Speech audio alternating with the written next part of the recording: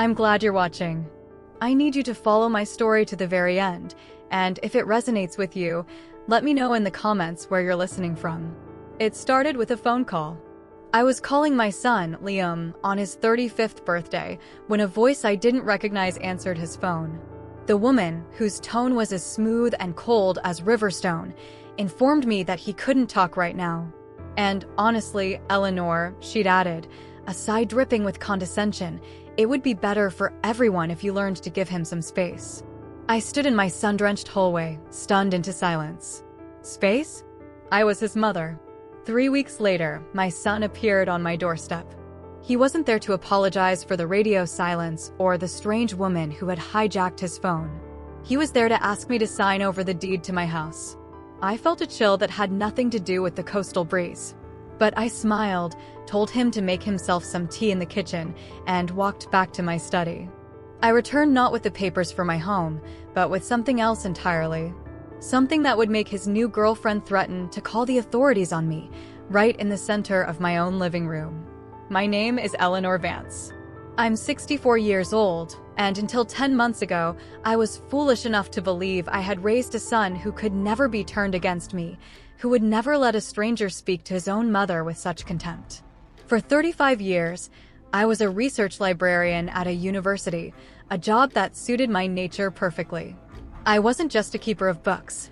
I was a hunter of information, a specialist in finding the truth buried under layers of fiction and data. My life was about following threads, connecting disparate facts, and understanding that the most important parts of any story are often the ones left unsaid. I retired on a quiet Thursday, celebrated with a small dinner with my closest colleagues, and drove home to my paid-off house on the Oregon coast, believing the most challenging chapters of my life were behind me. I was profoundly wrong. My son, Liam, was a brilliant architect, 36 years old when he met Isabella. I remember the exact evening he called to tell me about her. I was in my garden, tending to the hydrangeas, my hands caked in dirt. I almost let it go to voicemail, but something made me answer. His voice was different, breathless, with an almost boyish disbelief in his own good fortune. "Mom, she's incredible," he'd said. "She actually sees the world the way I do. She listens." I laughed and told him I couldn't wait to meet her, and I truly meant it. Liam had always poured his soul into his work, his blueprints and designs. His relationships were often secondary, fleeting. He was a good son, the kind who called every Sunday, who still had a framed photo on his desk of the two of us on a hiking trip in the Cascades from years ago. He was grounded, kind, and fiercely loyal. I need to be perfectly clear about that, because the man who would later stand in my kitchen asking for my home was not the son I had raised. He was a stranger. I met Isabella 6 weeks after that phone call. Liam chose a small, upscale bistro downtown, a place with dim lighting and expensive wine. She arrived 15 minutes late, offering a quick, breezy apology before the topic was immediately changed, never to be mentioned again. She was striking, tall and willowy, with dark, intelligent eyes and a kind of polished composure that most people would mistake for confidence. But as a librarian, I'd learned to read people like I read books, and I knew that some of the most beautiful covers hide the most damaged spines. Her confidence felt, performed. It was a shield, not a state of being.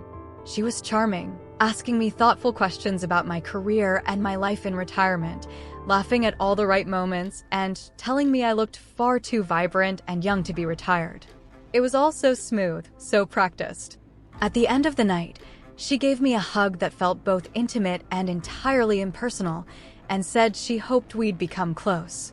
I drove home with a sense of profound unease, a feeling I couldn't quite name. Lying in bed that night, I replayed the evening in my mind, the way a detective reviews a case file. 2 moments snagged at my thoughts, sharp and unsettling. The first was the subtle way she interrupted Liam, not once but twice. It wasn't rude, not obviously. It was masterful. She would pick up the thread of a sentence and finish it for him, gently steering his story in a slightly different direction, one that always seemed to circle back to her. He didn't seem to notice. The second, and more chilling, was when I mentioned my house in passing, describing the deck renovation I had finally completed. Her eyes, for a split second, lost their warmth. They sharpened with an intense, calculating focus that had absolutely nothing to do with the casual conversation. It was a flicker of something raw and predatory. A moment later, she smiled and asked if the deck faced east or west for the morning sun. I told myself I was being a suspicious old woman, that my son was happy, and that was all that mattered. But over the next few months, I watched the small changes accumulate like hairline fractures in a foundation, invisible at first, until the entire structure is compromised. Liam's weekly Sunday calls became fortnightly, then monthly. The calls grew shorter, filled with phrases I didn't recognize as his. He started talking about emotional bandwidth, unhealthy attachments, and the need to protect his energy. These weren't Liam's words. Liam talked about cantilevered beams and the quiet genius of Scandinavian design. This new language felt borrowed, like a poorly fitting suit he was forced to wear. My friend Roberta, who had known Liam since he was in kindergarten, saw it even before I was ready to admit it to myself. "That woman is running a campaign, Eleanor," she told me over coffee, watching me scroll through Liam's social media. The photos of his hiking trips and architectural models had been replaced by carefully staged couple shots, with Isabella always at the center, glowing. "I've seen it before," Roberta said, stirring her latte. "She's rewriting him, one conversation at a time." I told her she was being dramatic, but her words echoed the dread coiling in my stomach. The offer to renovate my kitchen came 4 months into their relationship, and it was the moment I knew I should have trusted my instincts completely.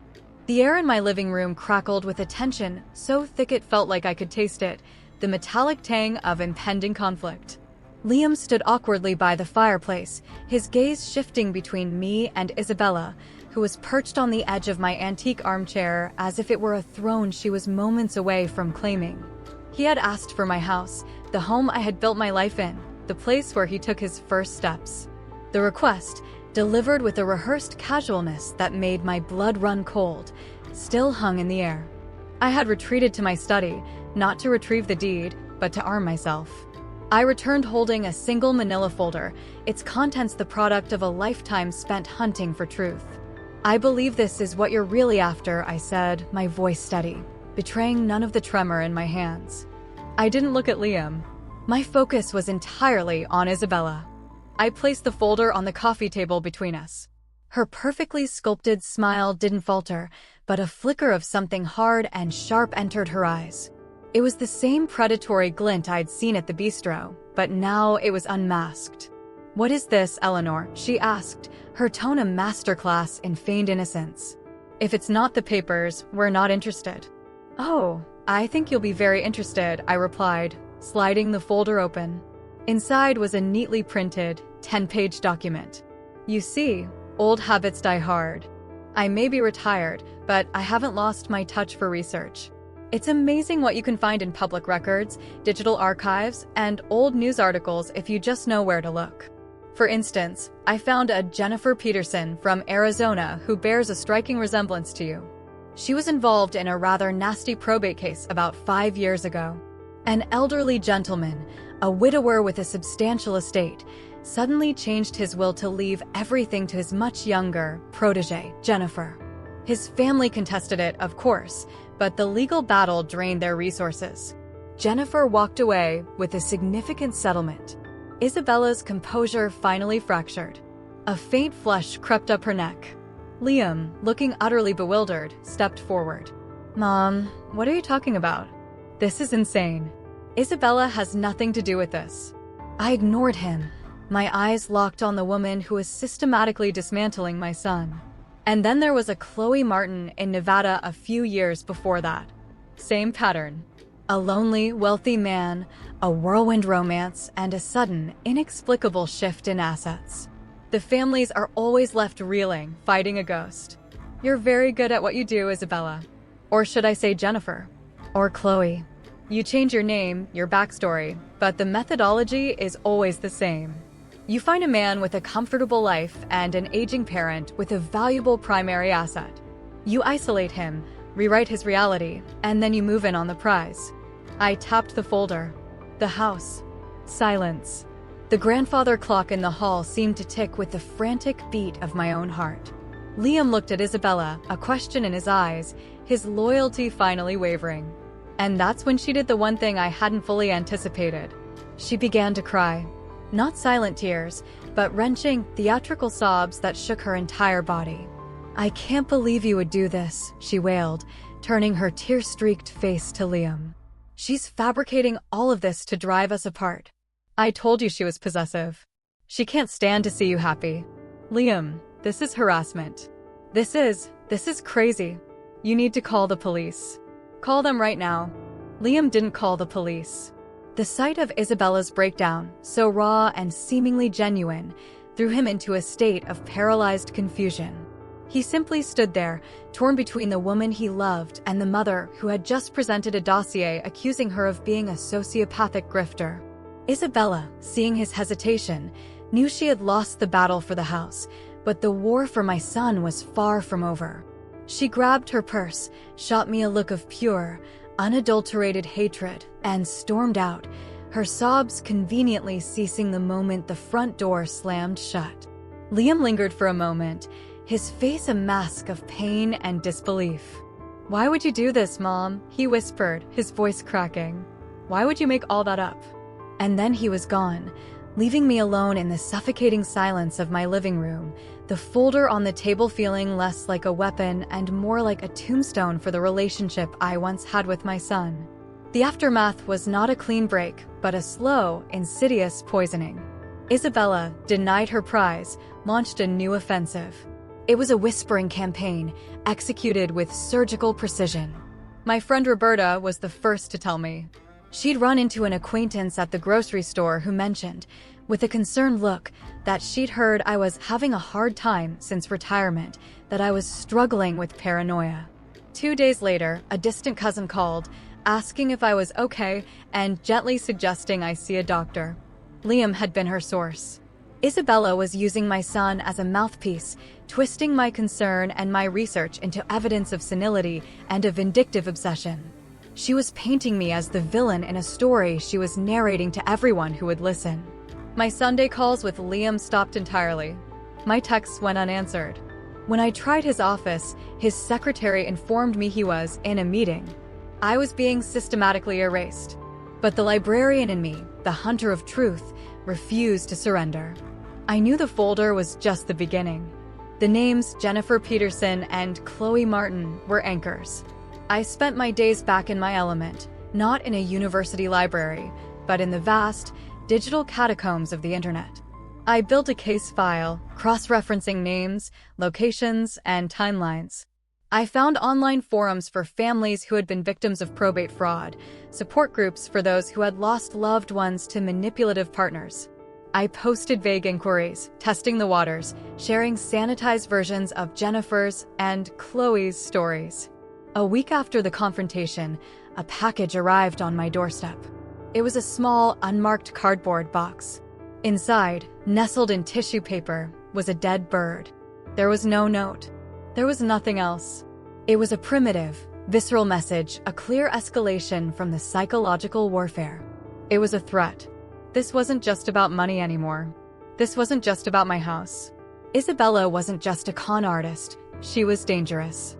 That night, as I triple-checked the locks on my doors, I received my first response to one of my online posts. It was a private message from a user named Justice for David. It read, "I think you and I need to talk. The woman you're describing. I think she destroyed my family." Her name wasn't Isabella or Jennifer. The name I knew her by was Sophia. The name Sophia landed on my screen like a stone dropped into a deep, dark well. The ripples it sent out were chilling. My hands trembled as I typed back to Justice for David, a stranger who had just become the most important person in my world. We agreed to a video call, a necessary step to verify we weren't walking into another trap. The face that appeared was that of a man in his late 40s, his features etched with a grief so profound it seemed to have settled into his very bones. His name was Marcus, and David, his father, was Isabella's last victim.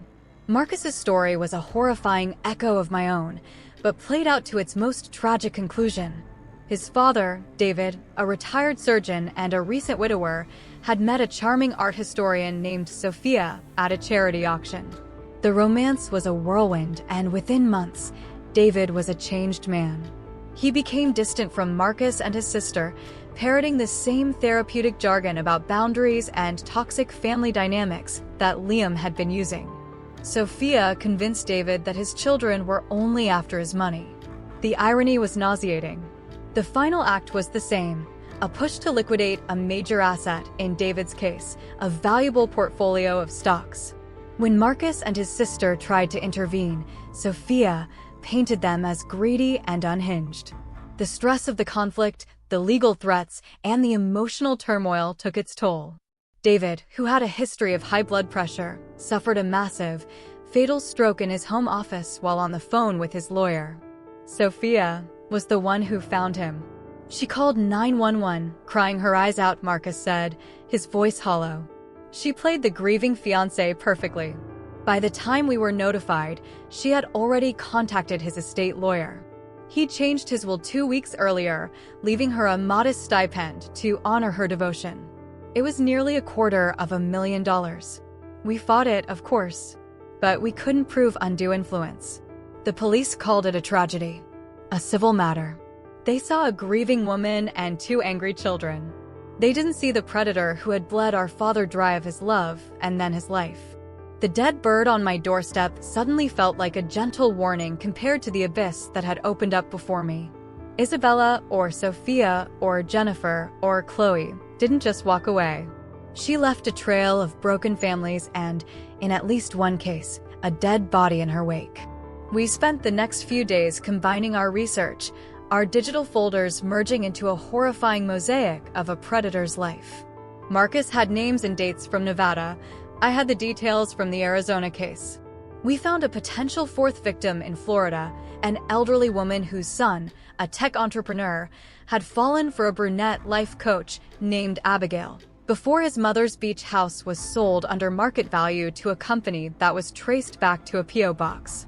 We were building a case file that no police department could ignore. We weren't just 2 isolated incidents anymore. We were a pattern, a federal case. As we worked, Isabella's campaign against me escalated. A social worker appeared at my door for a wellness check, called in by my concerned son. I saw Isabella's hand in it, the attempt to create an official record of my instability. It was a move born of fear. She knew I hadn't given up, and it was making her nervous. The more pressure she applied, the more certain I became that we were getting closer to the truth. And then Marcus found it. A loose thread. The company that had bought the Florida beach house, Sunshine Holdings LLC, was registered by a paralegal service. But the filing fee, a small payment of $125, was paid with a personal credit card. A card that, after 2 days of Marcus pulling every string he had, was traced back to a man named Adrian Vane. Not Vance like me. Vane. A lawyer specializing in real estate and trust law, with an office 1 town over from Liam. Adrian Vane was the missing piece, the string that tied the entire web together. He wasn't just some random lawyer. A quick search revealed he was a guest lecturer at the university where Isabella had supposedly gotten her non-existent art history degree. They were a team. She was the face, the seductress who infiltrated lives and hearts, and he was the architect, the legal mind who made the theft clean and defensible. He was the one who knew how to structure the deals, how to create the shell companies, and how to insulate them from legal challenges. He was the reason the families always lost. The dead bird, the social worker, the smear campaign, it was all designed to isolate and discredit me before I could find him. It was their standard operating procedure. But I was not a standard victim. I was a research librarian. And I was going to burn their world to the ground. Our final plan was risky, but it was the only way. It wasn't enough to go to the police with a folder of circumstantial evidence. We had to give them Isabella red-handed. And to do that, I had to use the one person whose heart she had so callously broken, my son. With Marcus's help, I drafted an email. It was a masterpiece of maternal surrender. I sent it to Liam, knowing she monitored his accounts. In it, I apologized. I told him he was right, that I was a lonely old woman, terrified of being left behind. I said my research was a foolish, desperate attempt to feel important again. I admitted defeat. I told him I was putting the house on the market at the end of the week, and I was going to move into a retirement community. I would sign whatever papers he needed. I ended by saying my only wish was to see him one last time to say goodbye properly alone. The bait was taken. Isabella couldn't resist the final victory lap. She replied from Liam's account, her tone sickeningly sweet. Of course, he would come. He was so glad I was finally seeing reason. They would be there Saturday at noon to pick up the signed deed transfer and sales agreement. She had a notary all arranged. I knew her notary was Adrian Vane. Saturday arrived, a brilliant, clear coastal morning. Marcus had already been in contact with an FBI agent in the white-collar crime division, a man who had listened patiently as Marcus laid out the entire multi-state history. He was skeptical, but intrigued. He agreed to be on standby. When Liam's car pulled into my driveway, another car, a discreet sedan, parked down the street. Isabella walked into my home with a triumphant smile on her face, Adrian Vane trailing her with a briefcase. Liam stood behind them, his eyes empty, a hollowed-out version of the boy I raised. Eleanor, I'm so glad you've come to your senses, Isabella began, placing the papers on my coffee table. This is Adrian. He'll just notarize the signatures and we can all move on with our lives. Not so fast, I said, my voice clear and strong. I gestured to the corner of the room, where Marcus stepped out of the shadows of the adjoining hallway. Isabella's face went white. She didn't recognize him, but she recognized the look in his eyes. It was the look of a man who had nothing left to lose. This is Marcus, I said. His father, David, sends his regards. He knew you as Sophia. At the same time, I clicked the remote for the television and a video call screen popped up. It showed the FBI agent, who simply said, "Hello, Isabella." And Mr. Vane. We've been listening. Perhaps you'd care to tell me about Sunshine Holdings, LLC. Chaos erupted. Isabella lunged for the papers. Adrian Vane stammered about lawyer-client privilege, but it was the look on my son's face that I will never forget. For the first time in over a year, the fog in his eyes cleared. He looked at Isabella, then at me, then at the man on the screen, and the carefully constructed world she had built for him shattered into a million pieces. The truth, finally, had come to light. It wasn't in a book, and it wasn't in an archive. It was right here in my living room, and it was the most important story I had ever uncovered. My name is Eleanor Vance, and this is how I took back my son.